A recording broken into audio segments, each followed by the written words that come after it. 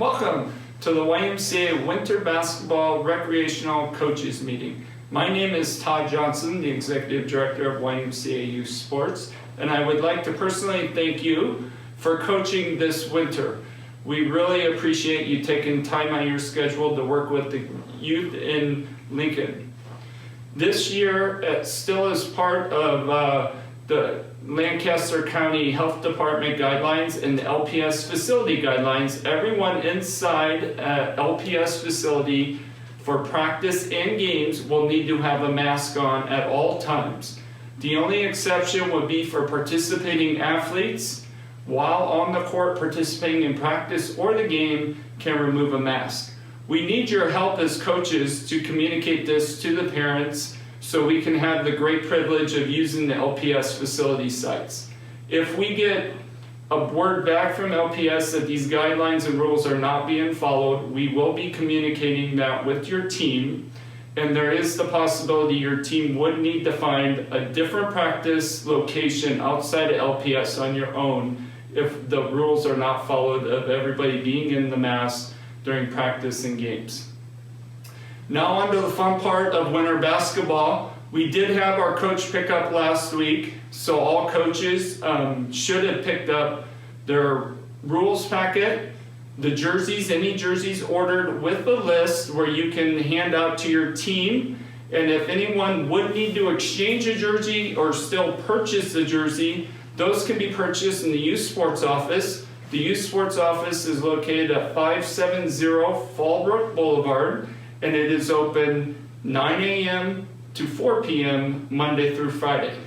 Parents can also get our phone number of 402-434-9217 by visiting our website at ymcalincoln.org. If anyone needs a jersey, needs to exchange a jersey, or you as a coach signed up for our practice time, and if that practice time no longer works, or you need to reschedule for a week, please contact the office so we can sign you up for another practice time. Game schedules, rosters, rule information was all posted on PlayerSpace software. All parents received an email last week from PlayerSpace about the basketball season. But again, during your practice, before practice, and then before games, please communicate to the parents that everyone needs a mask on. And anybody that they're inviting to the games or practices, or you invite to games and practices, need to be aware they need to have a mask on while they're at the playing sites. And now for rule information and anything else, I'm going to turn it over to Troy Pekas, our program director, who is in charge of recreational basketball. Once again, thank you for coaching and have a great season. Welcome, coaches. Like Todd said, I am Troy Pekas, one of the YMCA program directors. I've been doing this for a few years. This is our second winter with the mask, so please, like Todd stressed, we gotta follow that. Now, we do not have a limit on the amount of fans or who can come watch the games, so all those need to wear a mask as well. There may or may not be chairs at the location, so if you have a lawn chair or something that won't scuff the floors. You know, some schools have chairs out, other schools do not. So let your grandparents know if they're coming, maybe to bring a chair so they have a place to sit when the games are rolling. At sites, please do not arrive for a 2 o'clock game at 1 o'clock. It's just too early, there's just too much going on. When you do arrive for your games, make sure you let your kids know and everybody know, don't go into the gyms, don't crowd the doorway. Stay out in the hallway, hold on to the basketballs, and wait for the games that are currently going on to finish. Let them exit, and then your team is up next. So you will have roughly, with 2 20-minute halves is what we play. Each team gets a timeout each half, can't carry over, and there's a 2 or 3 minute halftime. So there should be plenty of time for games to finish, exit out, teams to come in, do a quick little 4 or 5 minute warm up, and get started for the next game. But please respect the teams that are playing, that you don't crowd the doors and you don't go into the gyms until those games are done. YMCA rules, I highlighted that just a little bit already. We do play 2 20-minute halves. It's a running clock, so it only stops if you call a timeout or if there's an official injury. Other than that, free throws, fouls, ball out of bounds, any of that stuff the clock is continuing to run. Okay? So when you do substitution, go to the table, on a dead ball going out of bounds and stuff, get the official's attention for sub, bring them in and out. But again, that clock is running. I would stress to work on free throws, how quickly you can line them up, because again, the clock is going to run. If we take the time and they don't know where they're going, that time is just going and going and going, and the game action is, clock's going, game action is for free throws, so work on those in your practice as well. For our second and third graders, we do not keep score. We will have a clock, but there will not be a running, showing score for second and third grade recreational YMCA basketball. So we feel that it is more about learning, not about, all right, we're up by 10 or 12, we're up by 20, 30, it doesn't matter. No score is going to be kept. The clock's going to run, but we don't keep records. We don't worry about who wins or loses. It is all about learning and having fun. Second and third grade also, defense, 3-point arc.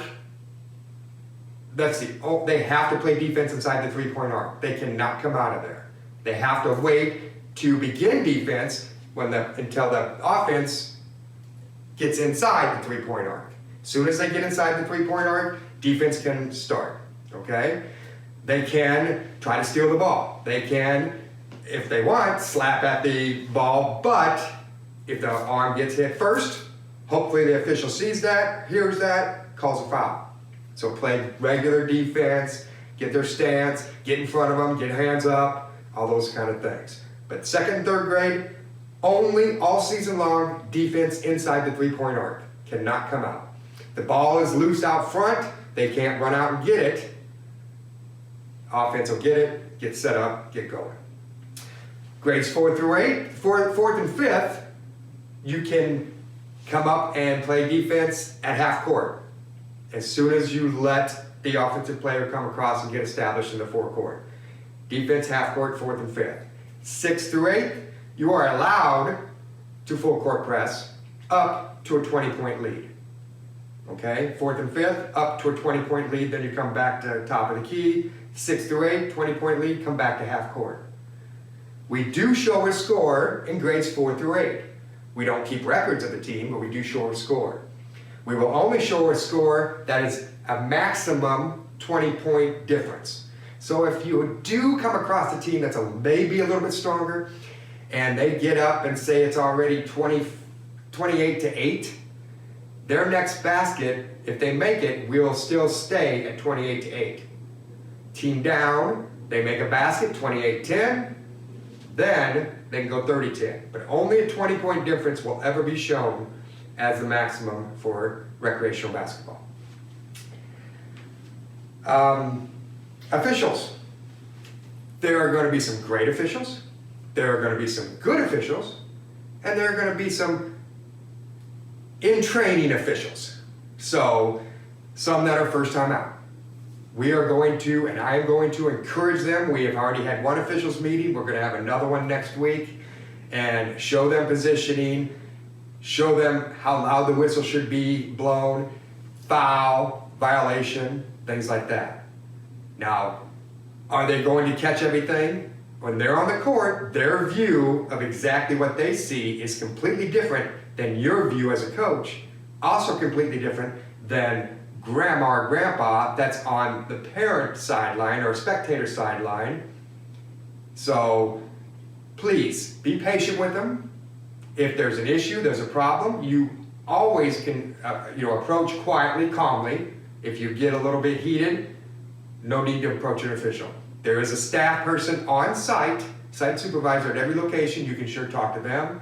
Or please feel free to send me an email, call me on the following Monday during office hours, and we can discuss what you saw, what you observed. But I'm going to continue to encourage officials with needing about 50-some officials every Saturday and every Sunday. We need them. So we need to encourage them to get better. I will encourage them to get better. They may or may not see everything. We just can't call anything.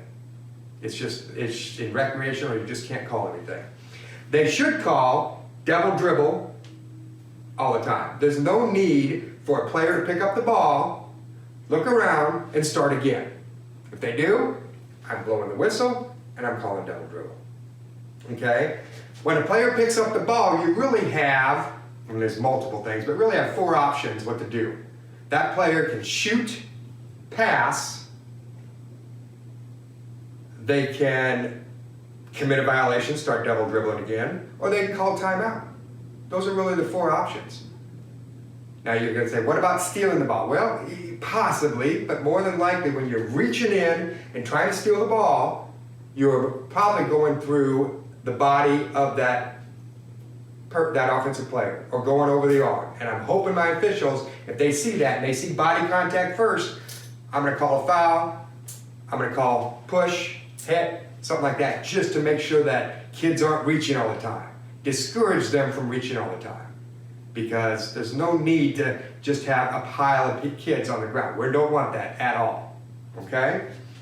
But if there's an issue, if there's a problem, please do not make a scene. You are a role model for these kids.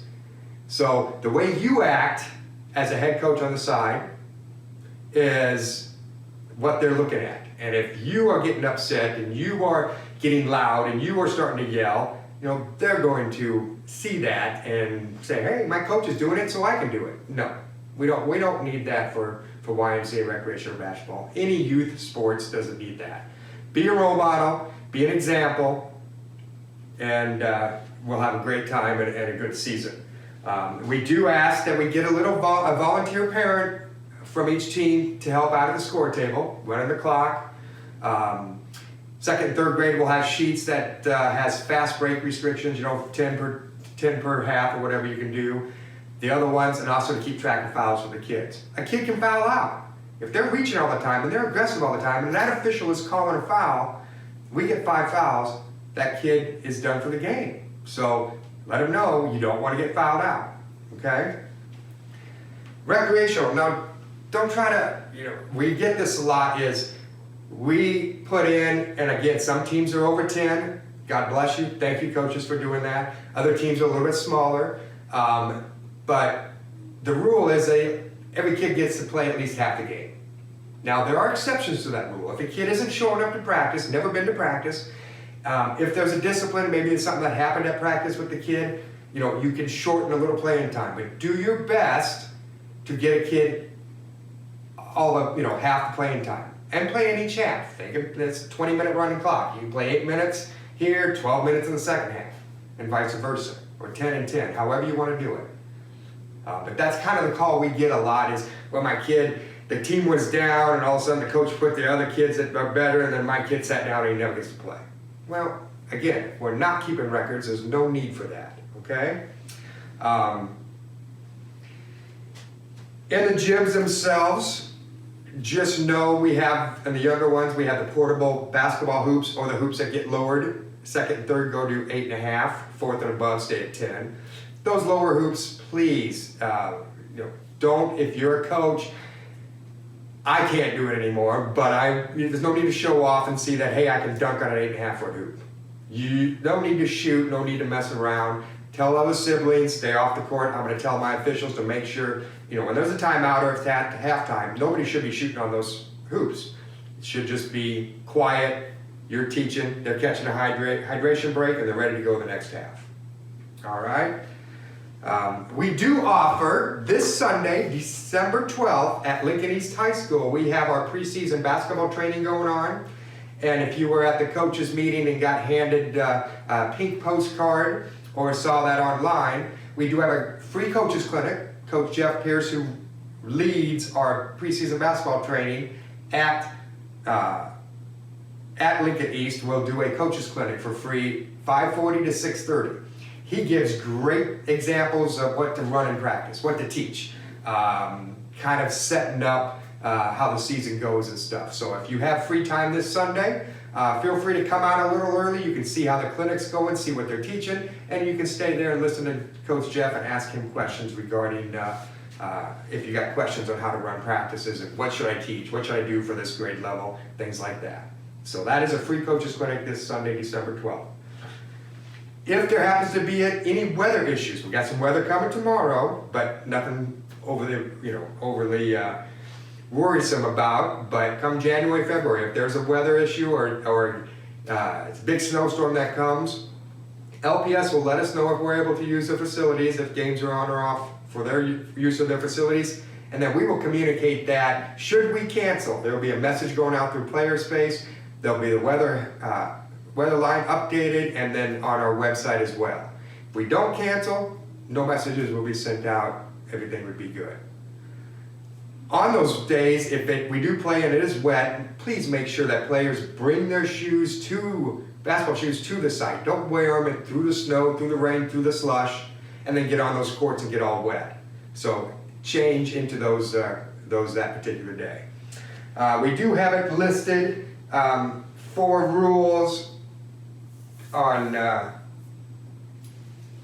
if a home team is going to wear the white side of the jersey, away team is going to wear blue. So if you are the first team listed and it says home, you're on the white side, and then you know the blue. So that way the reversible jersey works and everything else. Late registrations. We still get late registrations. I get half a dozen every day. I'm reaching out. God bless you, and thank you, coaches that are taking late registrations. Jackie, another director, does the girls teams. I do the boys teams. So if there is a late registration, I'm just doing my job, reaching out. You can say if you like where you're at, if you like the 8 players or the 9 players or the 10 players, and you want to stay where you're at, I just want an answer back if I'm emailing you on a late registration, whether yes or no. If it's a yes, great, I'll get them added in Player Space.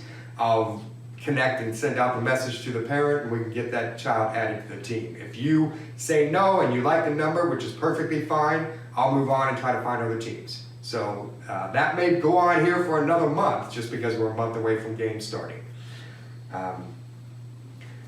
Practices, you note you have this week, we go through next week, and then I think the Monday, Tuesday, right before Christmas is open. And then we're off for the 2 weeks. So there are no practices in any LPS schools. So when you see those dates, that was a call and the date's not available, you're just off for 2 weeks for practice.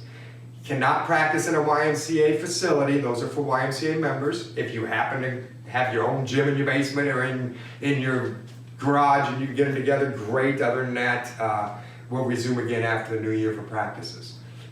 Then the season will go on, 9-game season. Again, no records being kept, and we're just going to have fun and enjoy. If you ever have any questions, feel free to give our youth sports office a call. Send me an email.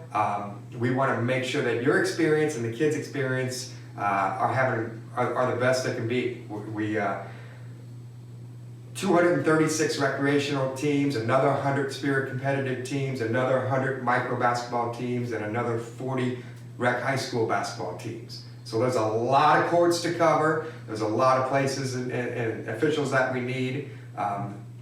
We put the pieces together, and we get through January, February, early March with a great basketball season. So again, thank you so very much for volunteering to coach.